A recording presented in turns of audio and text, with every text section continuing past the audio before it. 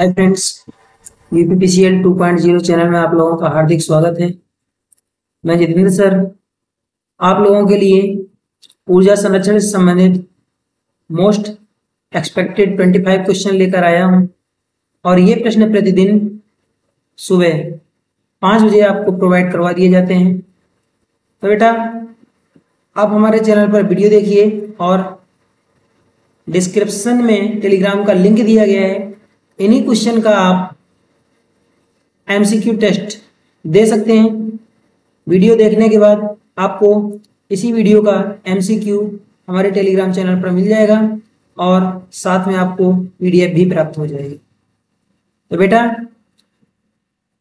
जुड़िए हमसे, अधिक से अधिक आपको तीनों कंडीशन प्रोवाइड करवाई जाएंगी, वीडियो, इसका पीडीएफ और इसके एमसीक्यू क्वेश्चन। चलिए बेटा क्वेश्चन को स्टार्ट किया जाता है। यहाँ है आपका पहला क्वेश्चन, इसमें लिखा है रेनकाइन साइकिल, रेनकाइन चक्र किससे संबंधित है? ध्यान दीजिए, बॉयलर, भाप टरबाइन और संघनित्र। रेनकाइन साइकिल जो है इन तीनों से संबंधित है और ये तीनों किससे संबंधित हैं? थर्मल पावर प्लांट से। ठीक है ना, थर्मल पावर प्लांट से।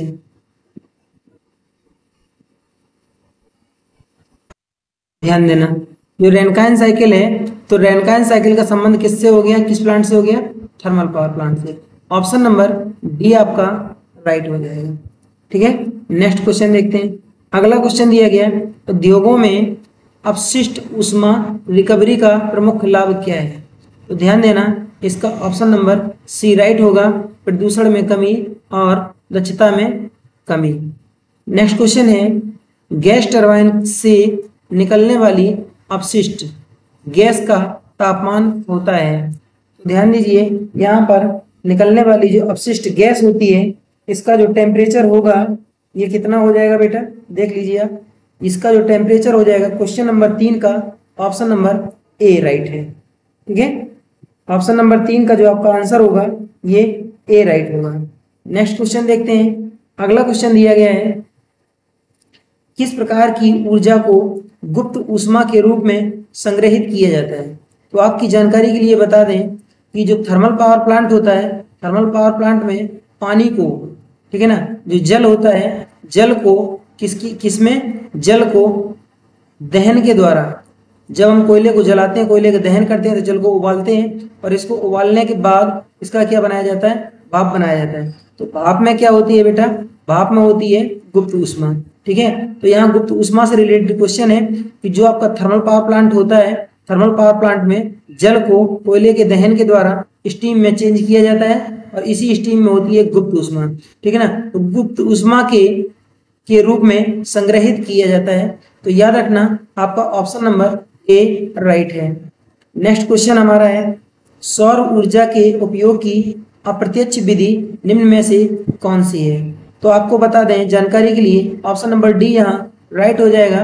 पवन ऊर्जा, बायोमास ऊर्जा, तरंग ऊर्जा, ये सभी के सभी आपके ऑप्शन सही है। नेक्स्ट क्वेश्चन हमारा क्वेश्चन नंबर 6, पृथ्वी द्वारा ग्रहण की गई ऊर्जा की शक्ति लगभग कितनी होती है? तो पृथ्वी द्वारा जो सूर्य की ऊर्जा ग्रहण की जाती है वो होती है 1.8 into 10⁻11 megawatt. Option number C आपका राइट हो जाएगा। पहला, दूसरा और चौथा ऑप्शन आपके रॉन्ग है।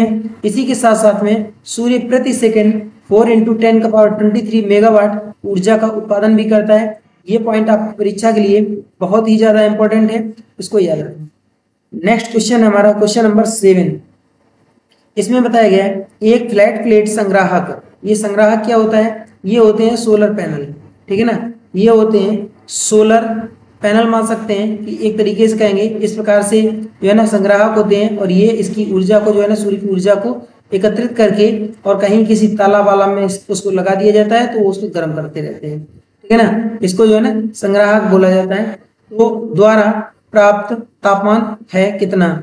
ऑप्शन नंबर ए आपका राइट है, लगभग 90 डिग्री सेंटीग्रेड। नेक्स्ट क्वेश्चन है, एक सोलर सेल का वोल्टेज कितना होता है? तो बेटा आपकी जानकारी के लिए बता दें, सोलर सेल जो होती है 0.5 वोल्ट की होती है। ठीक है, चलिए नेक्स्ट क्वेश्चन है, डीजी सेट्स के लिए अधिकतम बैक प्रेशर, क्या अधिकतम बैक प्रेशर की सीमा कितनी है? तो ध्यान दीजिए यहाँ पर क्वेश्चन नंबर 9 का आंसर जो है ये होगा आपका बी, 250 से 300 mmWc। नेक्स्ट क्वेश्चन है, उपग्रह के लिए ऊर्जा का स्रोत है। जो उपग्रह होते हैं, जो सैटेलाइट होते हैं, उसमें ऊर्जा का स्रोत जो है एक ही होता है, केवल सोलर सेल, याद रखना। नेक्स्ट क्वेश्चन हमारा है, सौर ऊर्जा के दोहन के लिए उपयुक्त होने वाला परावर्तक पदार्थ कहलाता है। जो रिफ्लेक्टर होता है वो क्या कहलाता है? तो ध्यान दीजिए, सौर ऊर्जा के दोहन के लिए इसका उपयोग हम दोबारा कर सकें, जो ऊर्जा हमको मिली है ये होता है हेलियोस्टेटस। ये हेलियोस्टेटस कैसा, मतलब कुछ इस प्रकार से मुड़ा हुआ, ठीक है ना। इस प्रकार का यदि कोई दर्पण है इसको हम हेलियोस्टेटस दर्पण कहते हैं। और ये सूर्य की किरणें यहाँ पर पड़ी, यहाँ पर पड़ने के बाद इधर चली गई, यहाँ पर पड़ी इधर आ गई, इस हिसाब से ये बना होता है। यहाँ पर पड़ी इधर चली गई, यहाँ पर पड़ी सूर्य की किरणें ये इस पे चली गई, तो ये जो है पोजीशन आपके हेलियोस्टेटस कहलाती है, ठीक है। क्वेश्चन नंबर 11 का आंसर आपका होगा डी। नेक्स्ट क्वेश्चन है, डीजल जनरेटर सेट की दक्षता लगभग कितनी होती है? याद रखना बेटा, डीजल जनरेटर सेट की दक्षता जो होती है ये 35 से 45 होती है। इसमें डीजल होता है प्राथमिक चालक और ये जनरेटर होता है, ठीक है। नेक्स्ट क्वेश्चन है, कमरे में आपूर्ति की जाने वाली वातानुकूलन हवा में लेने की दक्षता होनी चाहिए। ऑप्शन नंबर जो है ये बी हो जाएगा।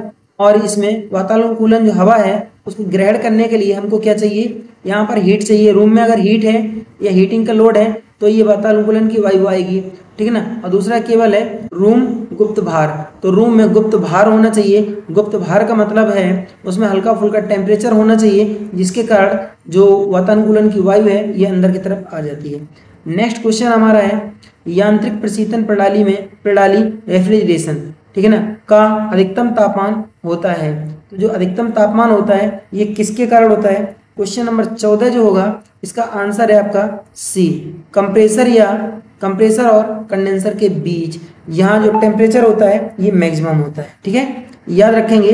नेक्स्ट क्वेश्चन हमारा है, वाष्प संपीड़न चक्र रेफ्रिजरेशन त्वरित विस्तार वाल्व है, ये क्या चीज है? ठीक है ना, तो ये क्या है? तो यहाँ ध्यान देंगे, इसकी सहायता से क्वेश्चन नंबर 15 का जो आंसर होगा ये डी होगा, ठीक है ना। जो गीला वाष्प ये इस संपीड़न चक्र में जो है, वाष्प संपीड़न चक्र में वीट स्टीम या गीली वाष्प का उपयोग किया जाता है। क्वेश्चन नंबर 15 का ऑप्शन नंबर डी सही है। क्वेश्चन नंबर 16, घरेलू रेफ्रिजरेटर निम्न प्रकार के कंडेंसर का उपयोग करता है। तो जो घर में जो लगाए जाते हैं रेफ्रिजरेटर, उसमें किस प्रकार का जो है कंडेंसर या कंप्रेसर स्थापित किया जाता है, इसकी बात कर रहा है, ठीक है ना। तो क्वेश्चन नंबर 16 जो होगा इसका होगा आपका ऑप्शन नंबर डी, पिस्टन प्रकार के पारस्परिक कंप्रेसर इसमें उपयोग में लाए जाते हैं। नेक्स्ट क्वेश्चन है क्वेश्चन नंबर 17, IS 3646 के अनुसार गैर कामकाजी आंतरिक जगह के लिए आवश्यक न्यूनतम रोशनी होती है। आंतरिक जगह के लिए जहाँ कुछ भी काम नहीं करना है वहाँ पर कितनी रोशनी होनी चाहिए? जैसे कि बेडरूम या फिर नाइट लैम्प, इस प्रकार की स्थितियों के लिए हमको 20 लक्स की रोशनी पर्याप्त है। और यहाँ पर प्रकाश का जो मात्रक बनेगा ये लक्स, ठीक है। चलिए क्वेश्चन नंबर 18, यहाँ क्वेश्चन नंबर 17 का ऑप्शन नंबर सी आपका राइट है। क्वेश्चन नंबर 18, आज संयुक्त राज्य अमेरिका में उपयोग की जाने वाली ऊर्जा का मुख्य स्रोत क्या है? क्वेश्चन नंबर 18 जो है इसका आपका राइट आंसर होगा ऑप्शन नंबर सी, प्राकृतिक गैस। नेक्स्ट क्वेश्चन है क्वेश्चन नंबर 19, इसमें क्या है? संयुक्त राज्य अमेरिका में पहला तेल कुआं में ड्रिल किया गया। तो यहाँ सन पूछा है कि किस सन में अमेरिका में पहला ऑयल या तेल शोधक कारखाना जो है वो स्थापित किया गया है। क्वेश्चन नंबर 19 का आंसर होगा आपका बी, 1859 ईस्वी में। नेक्स्ट क्वेश्चन हमारा है, तेल, कोयला और प्राकृतिक गैस संयुक्त राज्य अमेरिका में उपयोग की जाने वाली ऊर्जा का लगभग कितना % आपूर्ति करता है? तो ध्यान देना, क्वेश्चन नंबर 20 का आपका आंसर होगा 90%। नेक्स्ट क्वेश्चन है, संयुक्त राज्य अमेरिका में उत्पादित सभी ऊर्जा में वितरण और अप्रभावी उपयोग में कितना % नष्ट हो जाता है? जो वितरण करते हैं और उपयोग करते हैं उस अवस्था में कितना जो ऊर्जा है वो नष्ट हो जाती है। इस क्वेश्चन का जो आंसर होगा 21 का ऑप्शन नंबर सी, 40% ऊर्जा जो है ये नष्ट हो जाती है। नेक्स्ट क्वेश्चन है, लिखा है खाली स्थान द्वारा ट्रिगर की गई रासायनिक प्रतिक्रियाएं कार्बनिक पदार्थों की कार्बनिक पदार्थों को हाइड्रोकार्बन में बदल देती है। तो बेटा यहाँ पर हाई टेम्परेचर होगा। हाई टेम्परेचर जो होता है ये रासायनिक क्रियाओं के द्वारा कार्बनिक पदार्थों को हाइड्रोकार्बन पदार्थों में जो है वो चेंज या कन्वर्ट कर देती हैं। यहाँ पर आपका क्वेश्चन नंबर 22 का ऑप्शन नंबर सी राइट हो जाएगा। नेक्स्ट क्वेश्चन है जीएसएल से क्या समझते हैं।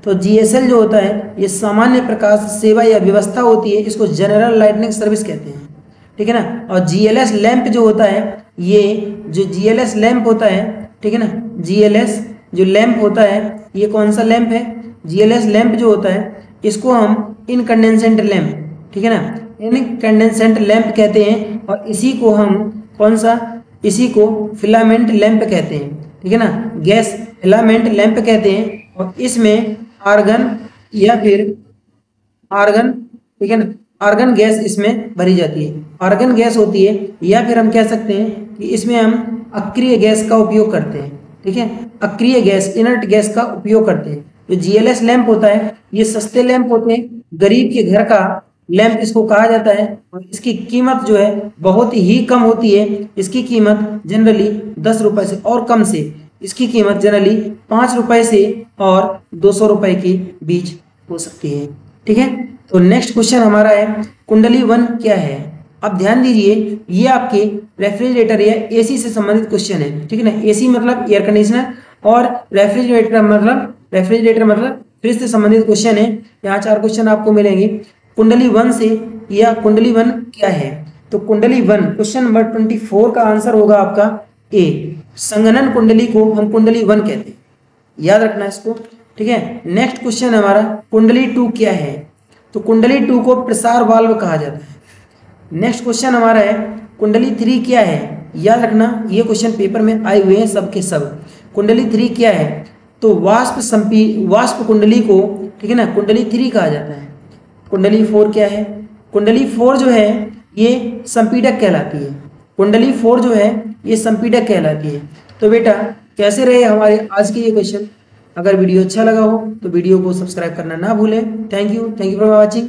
आपका दिन शुभ हो, मंगलमय हो, मेहनत करें अच्छी तरीके से, परीक्षा जरूर सक्सेस सफल हो जाएंगे आप लोग। Thank you for watching. जय हिंद।